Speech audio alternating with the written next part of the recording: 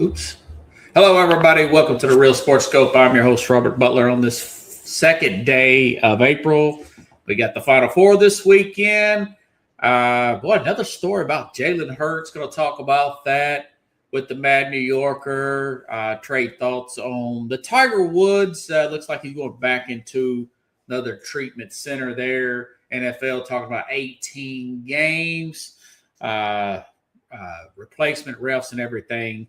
Plus, Trinidad Chambliss, folks, he has got granted the NCAA's appeal, got denied. Looks like he's going to be playing for Ole Miss. What does that say about the 2027 draft as well? So stand by. We'll take our first long break. We'll be back here momentarily and hit the ground running here on the Real Sports Scope.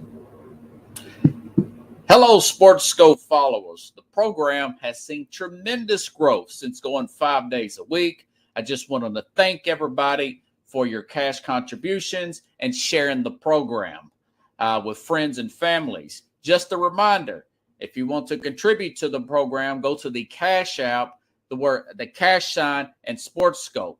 There are other ways to contribute to the program listed at the bottom of the screen.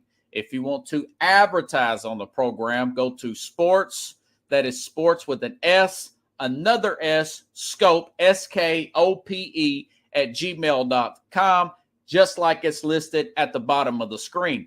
Thank you and enjoy the program.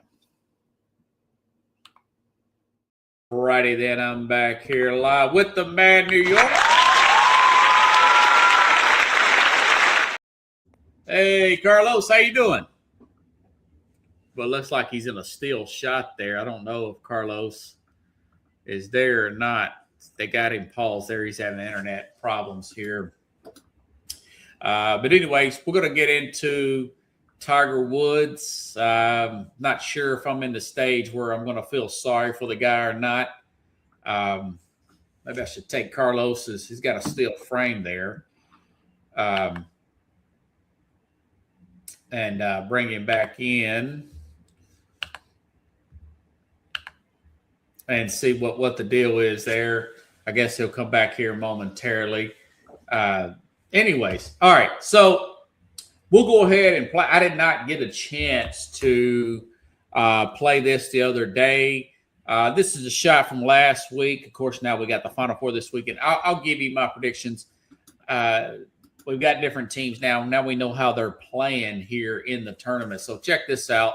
This is a shot from last Sunday. Caravan, 2 seconds. Mullins tosses it up. Oh! It's good. We're point 3. UConn goes in front. You there, Carlos? I can't hear you, man. Yeah, can you hear me? Yeah, I can hear you now, but you was like in a total steel shot there for a second there. You know what happened? Thank you for having me, first of all. Happy Thursday. Yeah. Happy Thursday, happy Easter. I know it's early in the conversation, but just, in case people don't, in case we forget to say that to everybody this weekend. Yeah, everybody have a blessed one. Happy Passover around here. Everybody gets a shout out. Listen, thanks for chiming in. I was just kind of in the shock because I was looking at some stats, and Rich Eisen and I have the same Final Four prediction and points on ESPN. Dang. So was this more of a great comeback by UConn, or was this a collapse by Duke? I thought it was more of a collapse by Duke than a great comeback. I don't know if you heard me last Monday when I talked about this. Basically, I think that Duke is just too young. It was the same thing last year. You can't have too many freshmen in big moments like this. They're going to have to simply recruit through transfer portal or whatever, some veteran players. They don't have to be the air quote best players in the transfer portal, but at least have a junior or senior that's been in the tournament, got some experience there. What's your thoughts on that particular game? Yeah, same thing. We talked about Duke and how they might, as much as they're doing well, they're still a little green compared to even like right now, the teams that they play with, like Connecticut. Look, their leading scorer is a senior for Connecticut, by the way. Right. Yeah. And I'll say this just to be, because, we like to tell how it is. if you have to wait for the last second to win a shot, you weren't playing a good game anyways. So both of these teams were at it. They missed a few shots, and Connecticut ended up getting, I think it was more luck on that end, that they were able to take that turn in those few seconds and make that and get that shot off. But both teams played very well, but both teams made some mistakes in the second and third quarter that kept this game close for both of them. Yeah. So, and that for one of them, one of them lacked what I felt was stamina, which is UConn. I felt like their legs looked like they was getting tired. And then for Duke, I just felt like there was a little bit green, and they just, made some mistakes in that early second half where they kept the game close. So I mean, it bounced out for a good game though. It bounced out for a great game. So it was a great game. Yeah, it was a game of the tournament, but it was a 15-point halftime lead. It was 19 at one point. Right. There's just hardly any excuse for a team that talented. Also, John Schneider, I mean, I think he is so much – he's almost a spitting image of a basketball version of a Ryan Day situation in Ohio State for the football, like where you got him following a legendary coach like an Urban Meyer, and him and Schneider, Shire, whatever his name is, following a guy like Coach K, bringing in good talent, keeping it up to par, but choking it away in the big game because he's somewhat of a young coach himself, and it's going to start coming down. Can he win the big one? I mentioned this on Monday as well. They were up 14 with 8 minutes to go against Duke or against Houston last year. Mm-hmm. Cooper Flagg, top guy, freshman as well, up 15 at halftime, and this game's 19. I mean, that is a lot of possessions, especially when you got a team that rebounds the ball like this. But this Caden Boozer guy, the twin brother, he could have just ran that clock out, man, or ran it down to nothing, took a foul. You're up one, or were they up? They were up two. Yeah, he hits two of them free throws. The game's over. Even if he hits one, then they got to take it out, and then they're throwing up a prayer then with just, I don't know, 3 seconds or something like that. It's really, really bogs down. As good a defensive team as Duke is, you start really getting into hope and a prayer for Connecticut. But it's an absolute worst situation that Boozer could have made. Go ahead. There's a lot of things in the media too talking about like all these discrepancies of like a headbutt with the referee, there could have been a technical foul call, this and that. Look, at the end of the day, these two teams, the two coaches, let the teams play it out, and the guys on the court decided the game, right? They made the decisions that were either good decisions, and they made the decisions were the bad decisions on Duke's part. So it happened. It so happened that everything was left on the court, and I like that. So it was a great game. It's what we want anyway when we're watching these games on the dance. Airtight games. You saw this miracle shot and it went in. I mean, it is what it is. Let's go and let's get into let's get to these Final Four and let's see where we go from there. These are very airtight games too. Now, as far as the point spread is concerned, what you're talking about with the getting in the face and touching the ref like that, supposedly he knows that ref. Right. They're friends and whatever. That being said, if he don't know that ref, I mean, obviously, if he does me like that, I tee him up if I know him or not. You don't do me like that. But that's just the way it is. I think this is his best coaching. I mean, they've lost 5 games this year. They're not that good.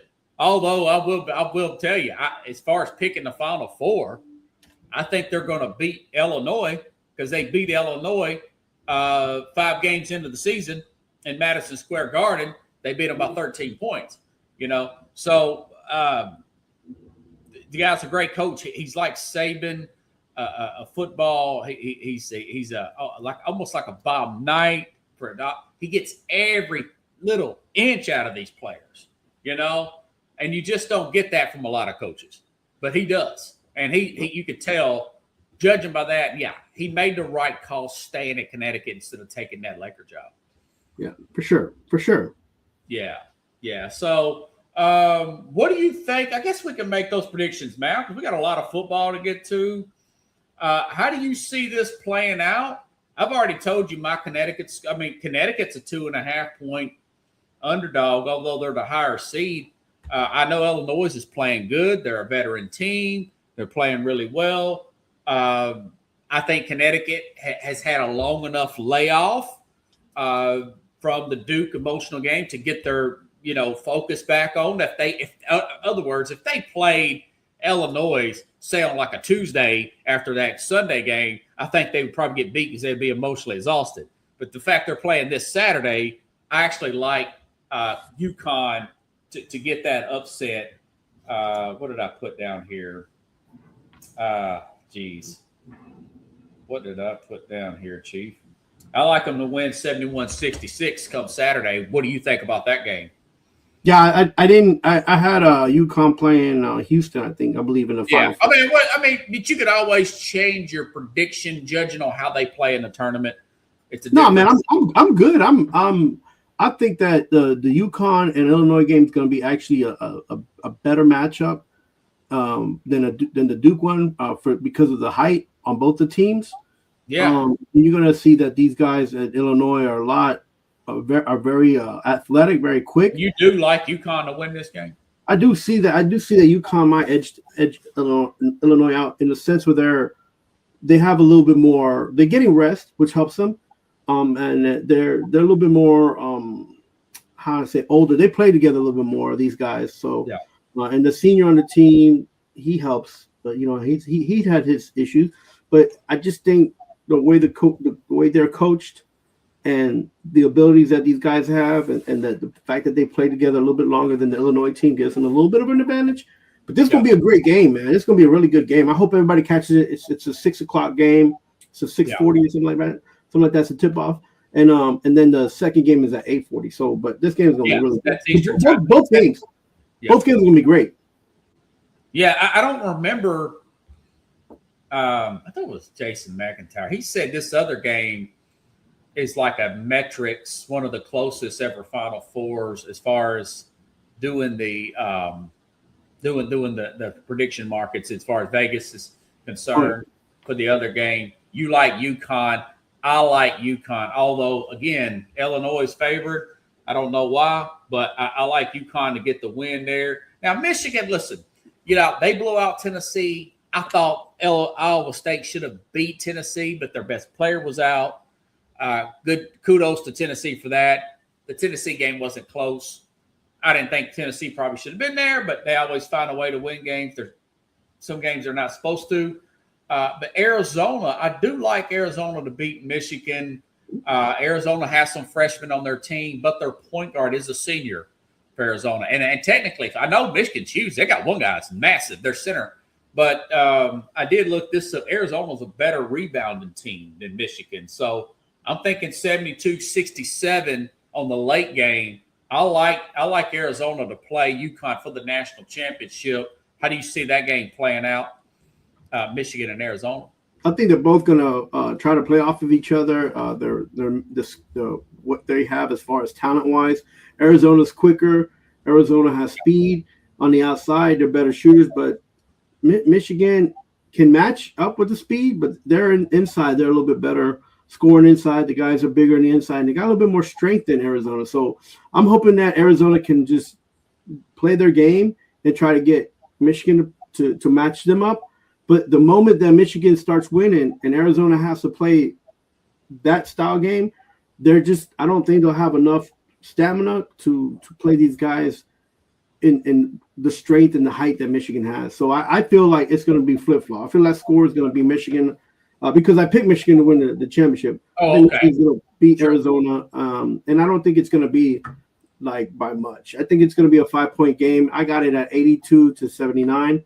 Okay. Like that in that range. Yeah, that'd be a good one then. Yeah. Yeah. So I don't think it'll go more than 5 points, but it's going to be a good. These games are exciting. These games are great to watch. If you guys like basketball, tune in. this is so much better right now than an NBA playoff series. So, you know, at least these kids are, these kids are trying to win something.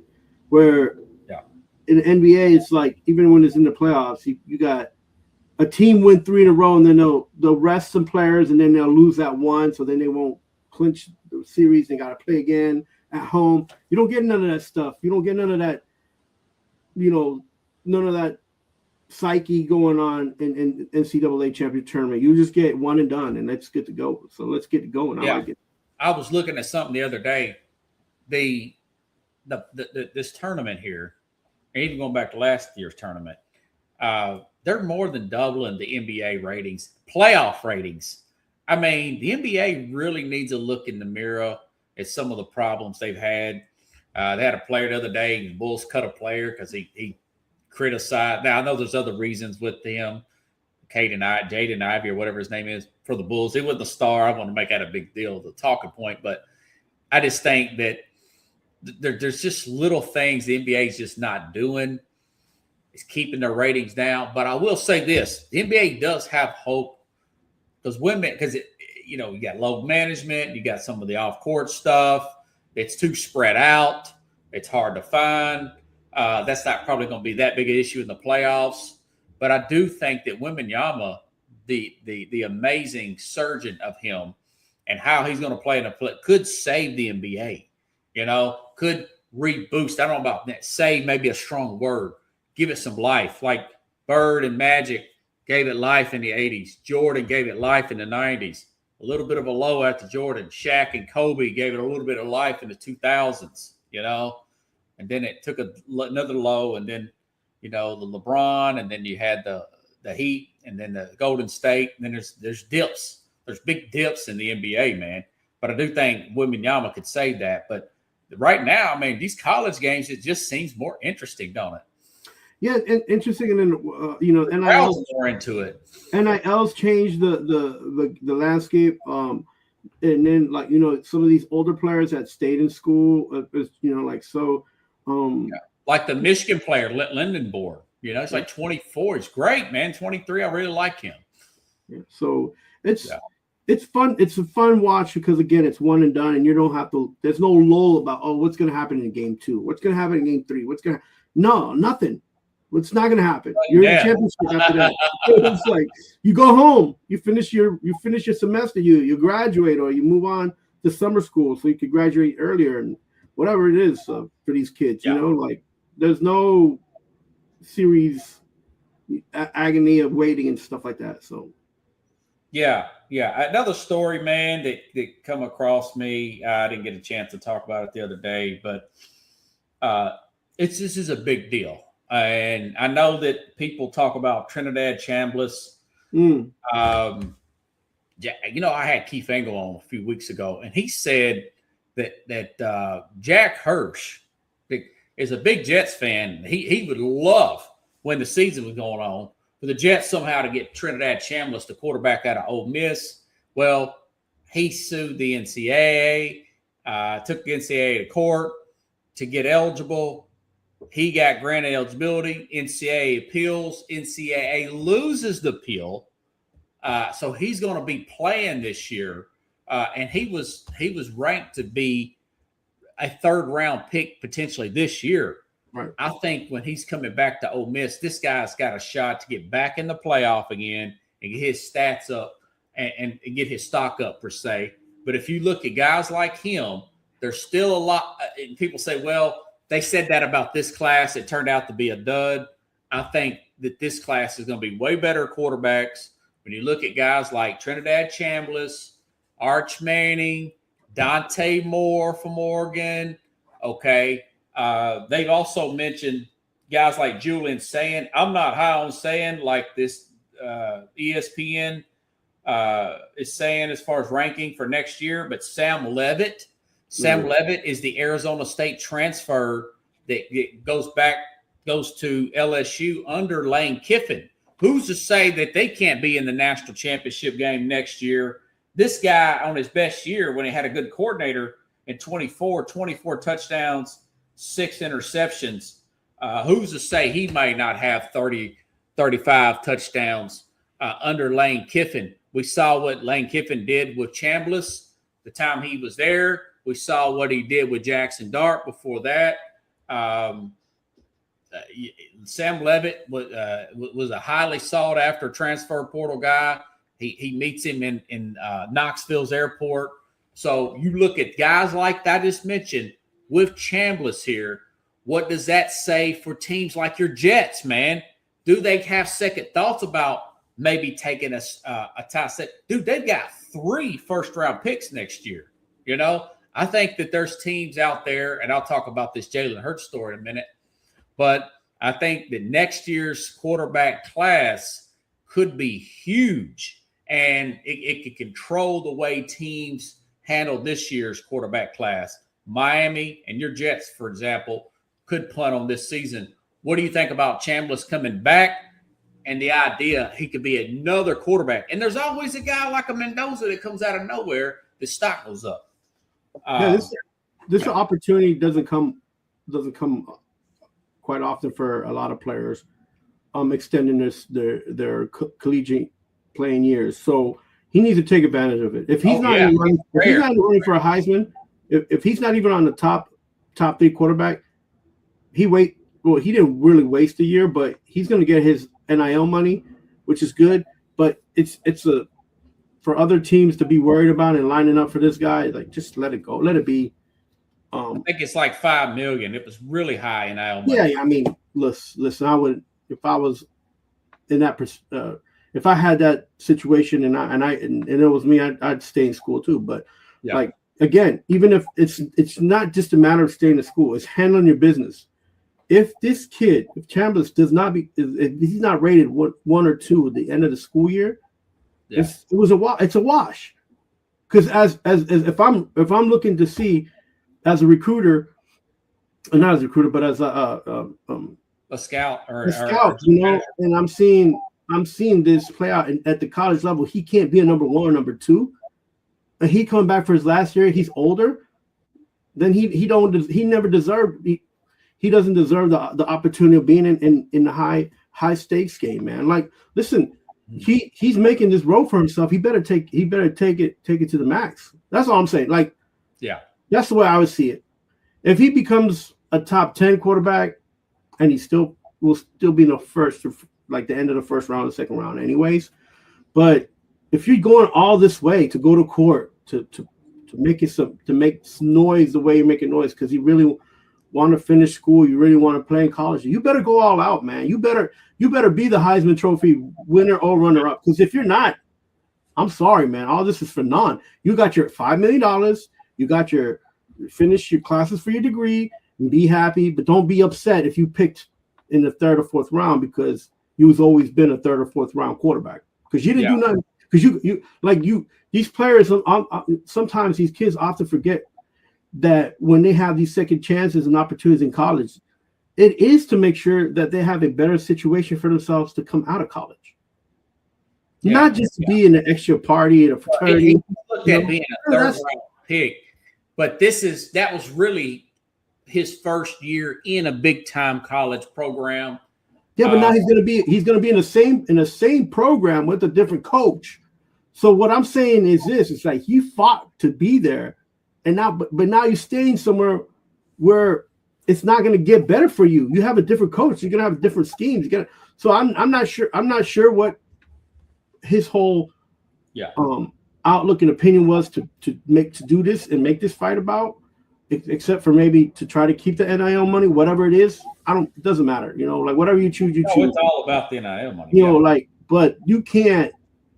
To me, as a scout, you can't come at this opportunity and then just, you know, crap the bed with it because you're not you missed it. You had the opportunity to be a 1 or number 2 quarterback. That's all I'm saying.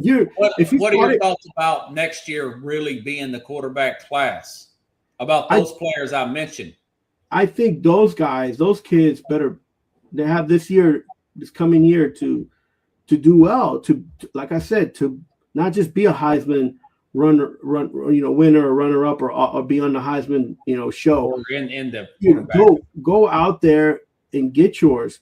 It's not just about stats. Go out there and try to get your team, make sure that your team gets into the playoff position. If you're in a bowl game, make sure your team wins a bowl game. Like, those are the things that the scouts look for. Carry the team on your back if you have to, because that's the number one reason why you pick these kids, right? You're saying, okay, I'm betting the future that this guy's going to, win me 4 or 5 games in the NFL by himself. That's why and I feel like scouts kind of always miss the. You look at the quarterback. Can he win you 4 or 5 games by himself? Yeah. That's what I look for. Like, college is exciting. College is fun. It's fun to watch those games. If these guys can't get your school to a bowl game, what are we talking about here, man? Yeah. Like, you know what I'm saying? Like, because you want it to repeat, right? You want to take the kid from college who did well or super to become even a better quarterback in the NFL. And what happens is when you pick those top-rated quarterbacks, that's it. They peaked in college, so now he is an undersized player. Levitt's a taller player. Arch, I still say Arch will probably be up there, 1 or 2. Yeah, I mean, I wouldn't touch him with the Manning with Arch. I don't. He played towards the end of the season. I love the Manning family. I love what they mean to football. But as a Jets fan and a New Yorker, and even to the Giants, I wouldn't touch Arch Manning with nothing, bro. I'm sorry. Go find a place for your own. Make your own name. Go to Arizona. Go play for the Cowboys. Go whatever. Just don't come to New York. Don't come to New York, because I despise the fact that New Yorkers, they're going to give it all. They pay all. They pay a lot for a game, man. They pay the highest per ticket in all sports. Like, I'm not trying to buy another jersey with the Manning on the back. You know what I'm saying?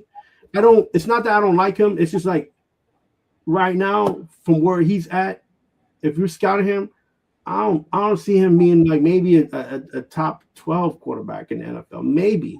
Yeah. Well, I did my mock draft up to 22. I got the Jets taking Ty Simpson at 16. Oh. Hey, listen, maybe they don't do it. I'm just saying, I'm telling you, that's what I think they'll do. They got those 3 picks. Jets are so desperate. Go ahead. They're so desperate to find the next Allen, to find the next Chad Pennington, who I'm like, not even Chad Pennington, because Chad Pennington got lucky. Like, I mean, he was good when he wasn't injured.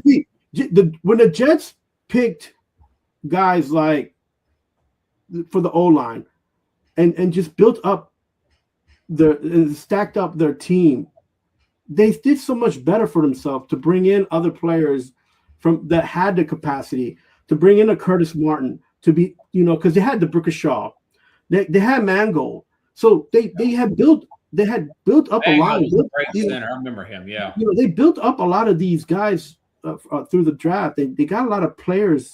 They had a lot of skill level players, and then they brought in stars, and they. I'm not saying that's the way you should always build a team, but right now, stop searching for the next big gun, because it's not out there, man. You're going to be disappointed, especially after seeing 10 odd years of Tom Brady. Like, everybody wants that on their team, but you just saw it, and you knew how, you knew what this guy was capable of after the second, third year he was playing for you. But I guarantee you that's not happening that's not going to happen right now for the Patriots. They got May, but he's not going to be Tom Brady. There's no Tom Brady coming back no more. That's one in a lifetime generational player. So stop thinking you're going to hit on a Tom Brady. We have Joe Burrow. I think the Chambliss thing helps a team like the Jets, who's got 5 first-round picks in the next 2 years, because what that does is, and the Jets, you may be right. Go ahead and play Geno Smith and get the 1 or 2 pick. You can probably have to take quarterback one of them. I'm just telling you what they need to do. If they just take the best available player and not Ty Simpson in that second pick, or don't move up or anything. Because look at this. They have 5 first-round picks in the next 2 years. Look at the other teams over there. Here recently, folks, who've had this kind of opportunity. The Houston Texans, that look like a dumpster fire. Now they're a playoff team. the Detroit Lions, who've always looked like a dumpster fire, when they traded Matt Stafford, get to the NFC Championship game a few years ago. The Seattle Seahawks, who look like a dumpster fire after they got rid of Russell Wilson, look what they did with those picks. They actually went all the way and won the Super Bowl. So if you manage these picks right, you go from bad team to playoff contender, potential Super Bowl winner in Seattle. So this is big. Right. So, for a team like the Jets, if they play their cards right, within the next 2 to 3 years, we're talking potential playoff team, loaded team, from embarrassment to a loaded team that's in a real contender, depending on how they work out the quarterback situation. Yeah, and let me loaded roster. You don't have to have a star, like you say. You don't have to have a star when your roster's loaded. You know. Yeah, and let me jump on what you're saying. All those teams you mentioned loaded up in the drafts with defensive. They loaded in the draft, yeah. With defense, mostly defensive picks. Some offensive linemen, some center guard, nose tackles, a couple of those guys. It's easier to build a defense than it is an offense. Most of them built a defense. So, Brian Baldinger, the side note, he's a draft analyst, NFL guy, NFL Network. I think he used to play lineman. Brian Baldinger, he shows these clips on college and pro clips on like the X app and stuff like that. I don't want to say he's actually with the NFL Network, but he talks about guys like Ruben Bain. People criticize the edge rusher from the Hurricanes. By the way, folks, I've got Kevin Carroll coming in for me and you. You're going to be able to do the whole show, the whole draft, by the way, with me on draft night. I'm marking my calendar. I'm going to try it. So cool. Okay, because I can go the whole draft, dude. I've got Coach Carroll coming in before the Titans pick and 5 minutes after. And I got Jason Patterson coming in 5 minutes before Kansas City picks, I think 9 this year, and 5 minutes after. And I'll get his prediction for their other pick too. But I'm not going to hold Jason. But I'm trying to get some other guys to come in and get them to, comment, myself and Matt New Yorker, ask them questions. So we got a big show planned up coming up. Is it 2 weeks from the night? 3 weeks from the night? Yeah, 3 weeks from the night, April 23rd. So keep all that in mind. You know what I'm saying? But Ruben Bain can play the run. He was talking about this guy. He threw off a left tackle from a massive left tackle from Texas A&M in the bowl game. So why do you worry about his short arms? That's overstated, man. That stuff is way overstated. That Baldinger tape right there should probably go viral today that he put out, that clip where he got that sack. He pushed this big giant 6'7" guy out of the way, moved around him, and he can play the run too. Like you said, that's why I want a team like Tennessee. If David Bailey's not there at 4, they need to take Bain. Okay? I love Jeremiah Love. I love to see him get love also, but I'd much rather have that defense. It's easier to build a defense. Linebackers are the least bust rate in the first round. I don't know if you knew that. That's 20-year study, man. Wow. The least bust rate position in the first round is linebacker. So that's a defensive position, man. Easier to build, less pressure on your offense and quarterback. It takes a while to build quarterbacks up. Got to have good coaching. Got to have the right offensive line. You don't want an overly needy wide receiver. So that's my point. You made a good point there. Also wanted to add this on here. Another report about Jalen Hurts come out. Pretty much the same thing we heard about 4 or 5 months ago, that he's not wanting to get under center. He's checking out of too many plays. It's not all A.J. Brown's fault. This is from ESPN now. Jeremy Fowler, this is not a local reporter here from Philadelphia. I think if you look at the fact that this team moved off Doug Peterson, they moved off Carson Wentz, they moved off of who was that other guy? Nick Foles that won the Super Bowl. They're not emotionally attached. They have an out, folks, in 27. Do you see if they don't make the playoffs this year with this new offensive coordinator? This would be 2 in 3 years. Do you see them moving off Jalen Hurts and them getting in one of these quarterback sweepstakes? my question for you. I think they will. I think they will. That's my point. I think they could get one of these quarterbacks. That could go ahead. I like Jalen Hurts. I think he's a good quarterback. I think he's a top 10 quarterback. I don't know what the Eagles want to do. I don't know what they want. Like, again, I think their issue's been, and we talked about it, being able to be what is their scheme and being consistent. So and it's easier for them to move off of Hurts because if they don't want to pay him and they still have that Barkley contract that they have to pay out, and so it becomes a financial situation. And so they definitely probably would move off of him, and even they might even trade him in the next draft. That's what I'm saying too. He's still pretty young. Yeah, you can put him in the sweepstakes and be the if they put him in the draft, man. I'm sorry, but I'm taking him. I'll make the trade and I'll take him. Yeah, because you need a certain kind of coach to coach him up. I like the guy too. I do think he's about 5'11". He claims to be 6 foot. He's not Kyler Murray short. But I think he can't see over the line. It's again with these shorter quarterbacks. That's why he's opting out a lot of these plays. By the way, they say he don't want to get under center a lot. And I'm like, that kills me, man. I hate playing out of the shotgun. Giving the ball to running back out of the shotgun, he has no momentum to run. I've never liked that in college. I don't like it in pro. I know they make it work anyways in some cases. But the fact that you can get another quarterback, by the way, Jalen Carter is due potentially $40 million. He's so good, pending off-field issues that we don't know about. I'm trying to make that work if I'm Philadelphia, right? He's a beast on the inside. Don't you try to get him for a few more years on a second contract? If they can move him, they will feel better about it.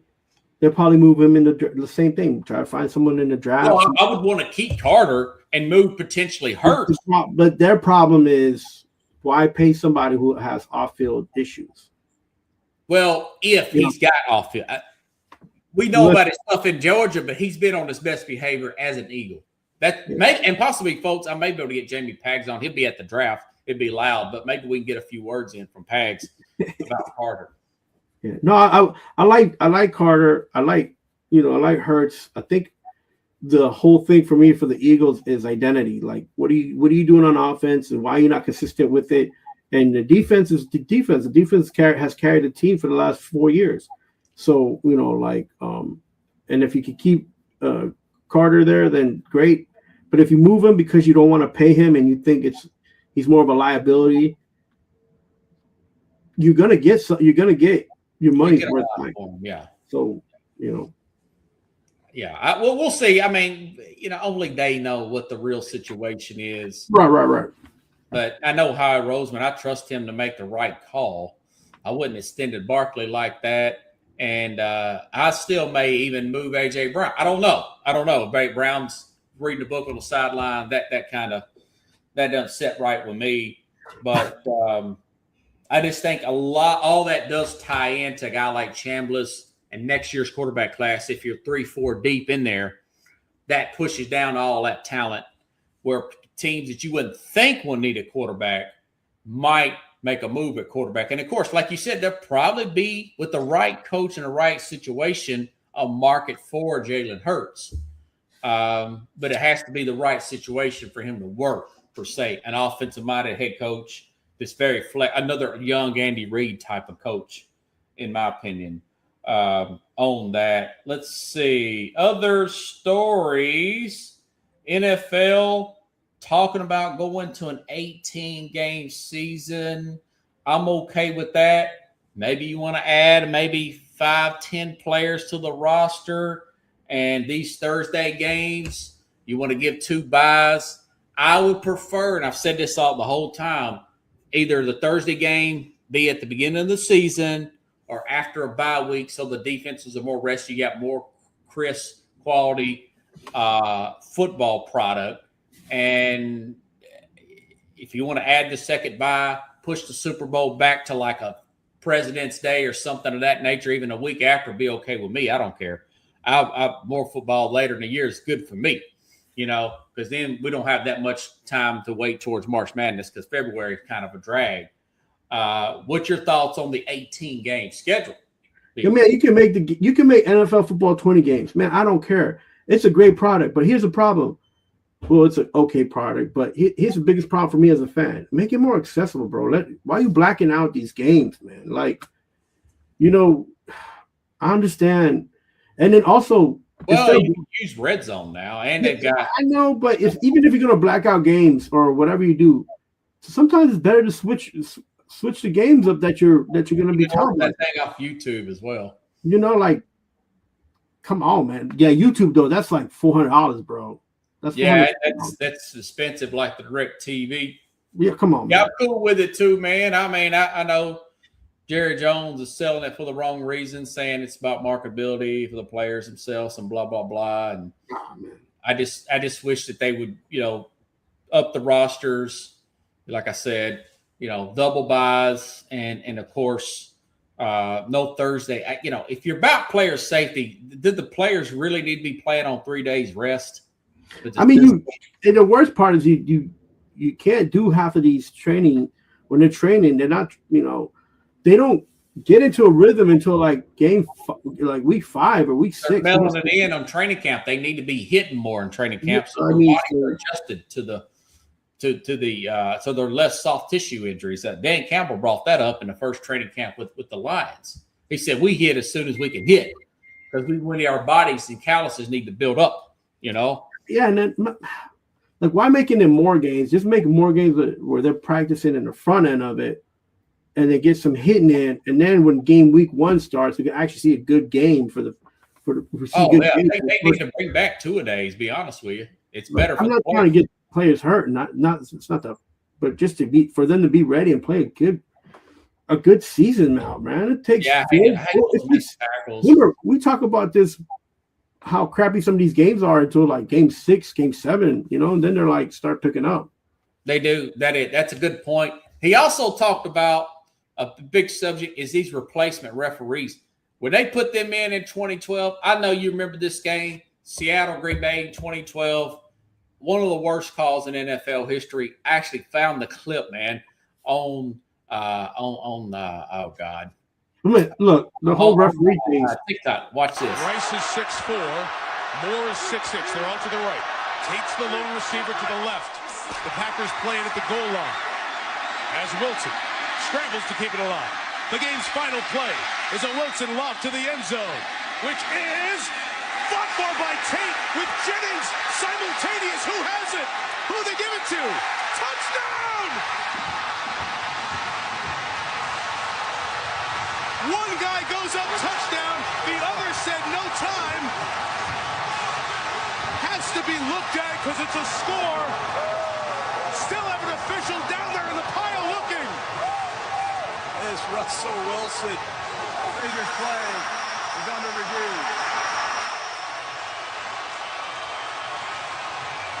You can't go to replay to determine who caught the ball. So that call has to be made on the field.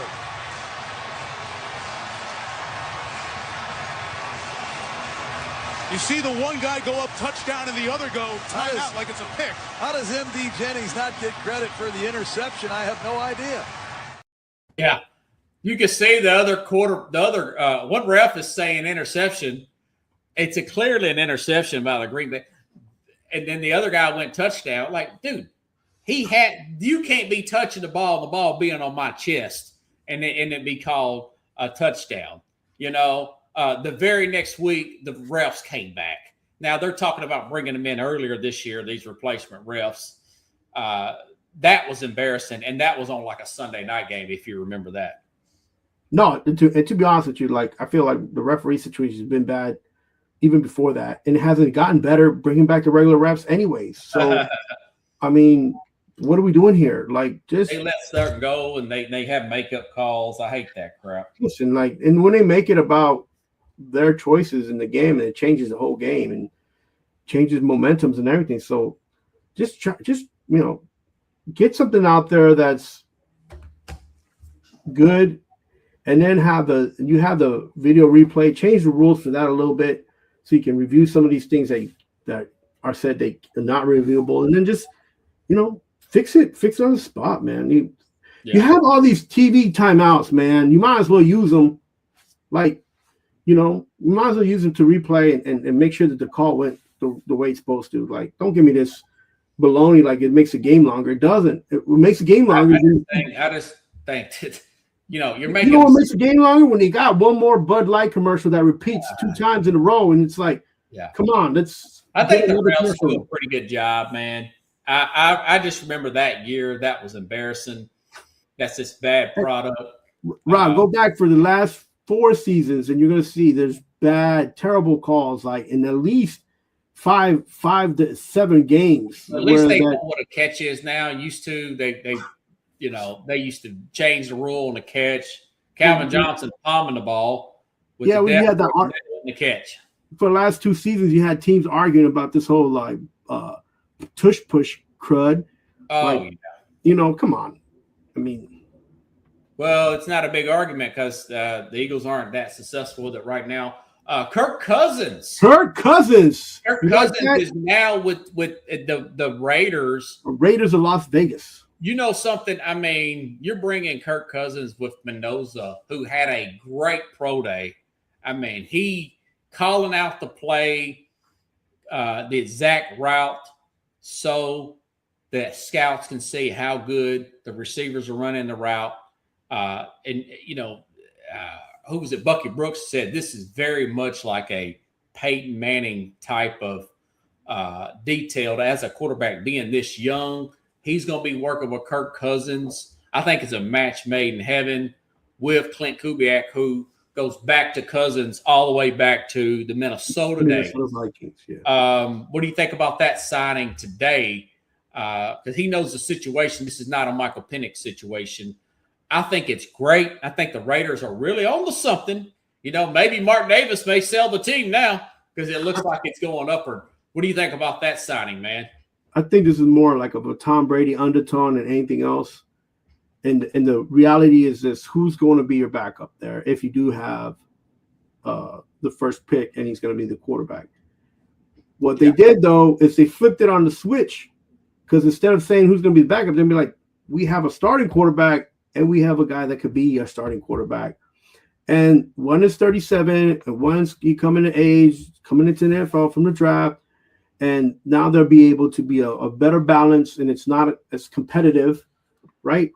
So it's going to be, a buddy situation. And the situation is this: what you mentioned. You got the coaching staff that he's already used to from Minnesota. So even if he starts 3 games, 4 games, something happens, everybody in there is going to be okay. They know what the situation is. This isn't like, oh, let's compete to see who's going to start.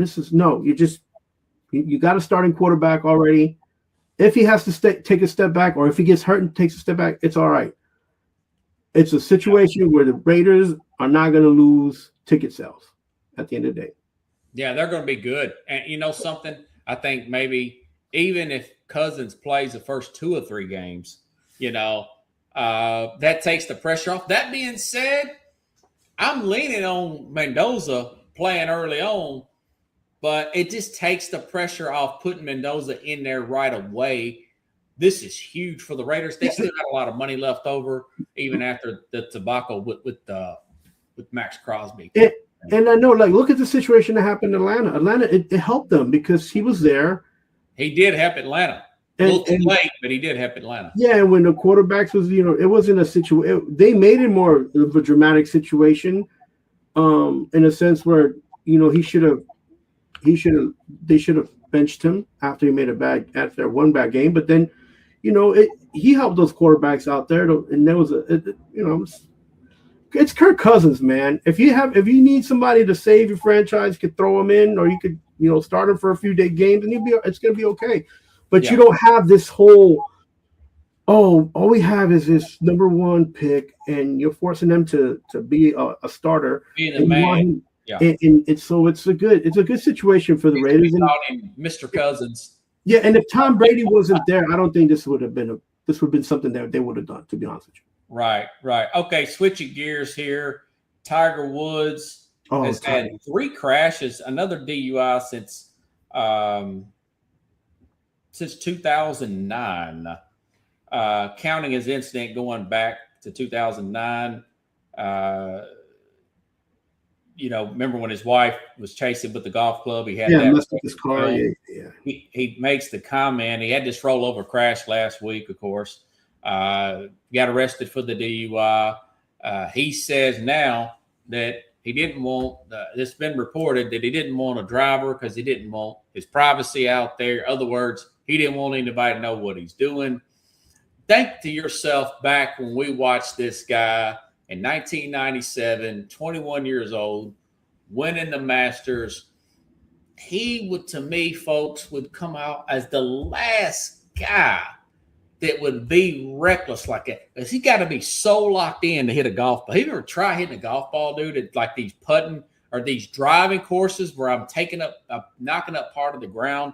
It takes a tremendous amount of concentration. Only thing I can think of, he's just overconfident in himself to beat these painkillers and to drive and get behind a vehicle and drive a vehicle. He's overconfident. It's more than a petty. It's more like, hey, man, you need to look in the mirror and step up and say, I'm not above this. Hopefully he's going to treatment to actually go to treatment and not to get favorability from the judge there in Florida. What's your thoughts about another incident with Tiger Woods flipping a car over again, man? Yeah, look, this situation is wild. I pray for the man because this is a situation where the wealth that he has gotten to affected the decision that he's making for his own livelihood. And in the sense where the man has been over 20 operations, he's got more than 10 medications that he takes. So, it's not that he can't afford a driver. And what you talk about privacy, yeah, maybe that's all good. But at the end of the day, it should be that he should have had his license taken away the first time. Yeah. And then that would have probably, in this situation, probably would have never happened. He probably talks his way out of this stuff, and he gets good lawyers, of course. Right. I mean, so my thing is this: is like, he's making terrible decisions because he's also under the influence of drugs that don't help him make the right decisions. Hydrocodone, yeah. So they should just take his license away so he can just be like anybody else who has an accident in America. Like, he has to have a consequence, man. Like, I think they saying he might go to jail this time because it was 2017, I think, was the other incident. So that wasn't that long ago, and this is the same thing in Jupiter, Florida, too.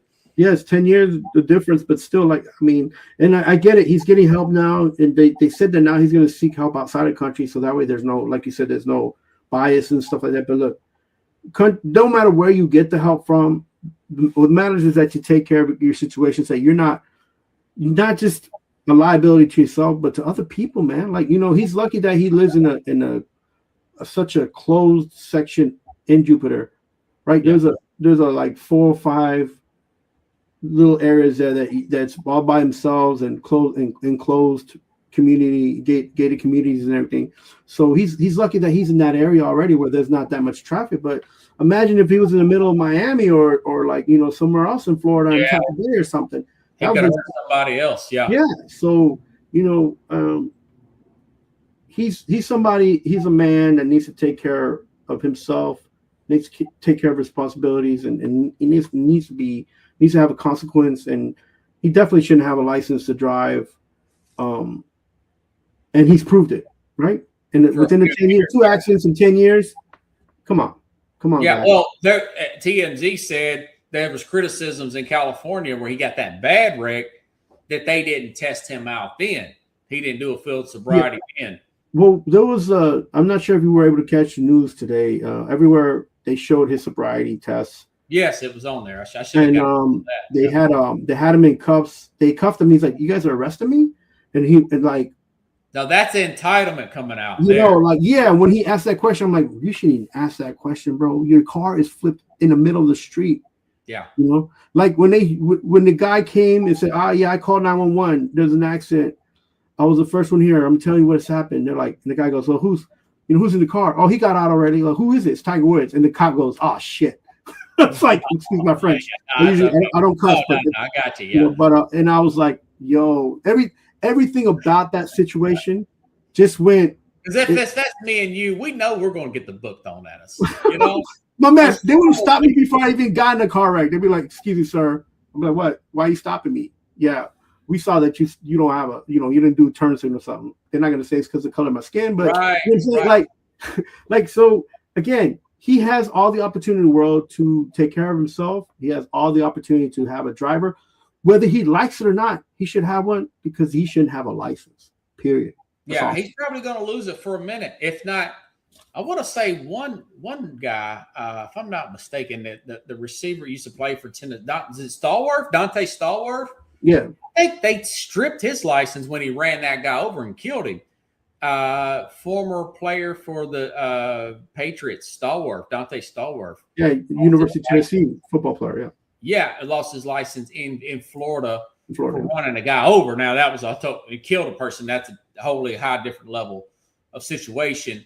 Also, people got to think about the fact that he's got a lot to live for. His son's playing. His son is very good. I'm sure he wants his son to see him turn out to be him as a golfer, not as the stuff he's doing with off the course.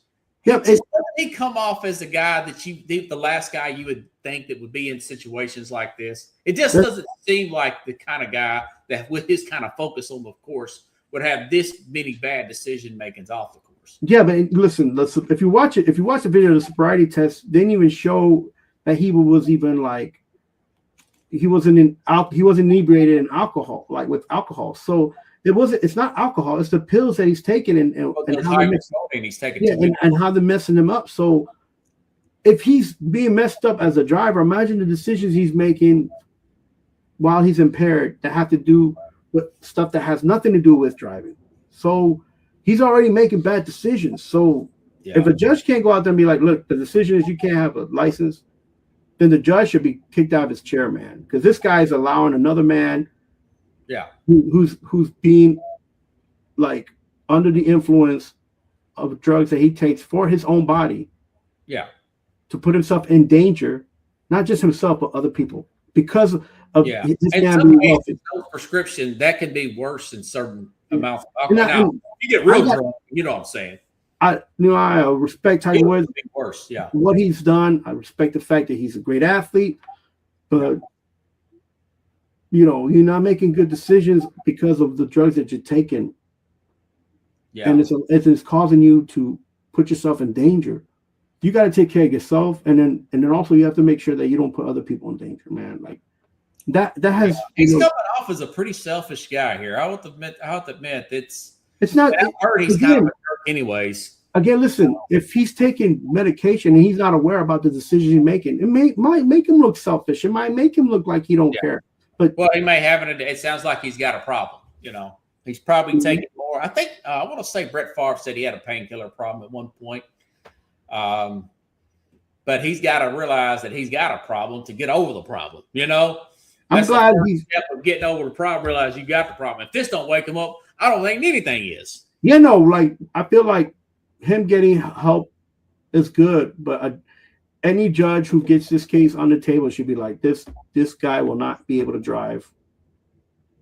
Yeah, he might not be able to drive in the state of Florida anymore. Yeah, because if his body, he needs all this medication for his body to be in good condition, then he can't drive. Yeah, and maybe he's abusing that. So that's my point.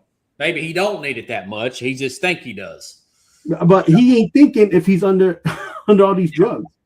So that's my point. No, I hear you. I hear you, man. I hear you. Anything else to plug? We got about 2 minutes. Yeah, man. I'm working on this project with the for baseball. Just started. I went last Sunday. It was cold as heck. I thought I was going to see a sweep of the Pirates. I saw more fans being upset. It was, it's part of baseball, though. We're going to see what's going to happen the rest of the season. Yeah. With the Mets, the Yankees are doing all right. So they had a good series against Seattle. Yeah. So nice. We're going to see. I'm going to take care of this project, and I'm going to post it. I'm going to have you post it when I finish. And I should have it out before the weekend ends. So. All right. Mad New Yorker, everybody. Thanks for having me on. Thanks, everyone. Yeah. Happy Easter. Man. You got it, buddy. Enjoy the weekend. Thanks, man. All right, everybody. I'll be back here. I'll be back here probably Sunday night or Monday, and talk about whatever happened in this weekend in the Final Four. So have a good weekend, everybody. I'll see you then here on the Real Sports Go. By the way, if you like the show, please share the show. And if you haven't subscribed, please subscribe to that YouTube channel, folks. Thank you. Good night.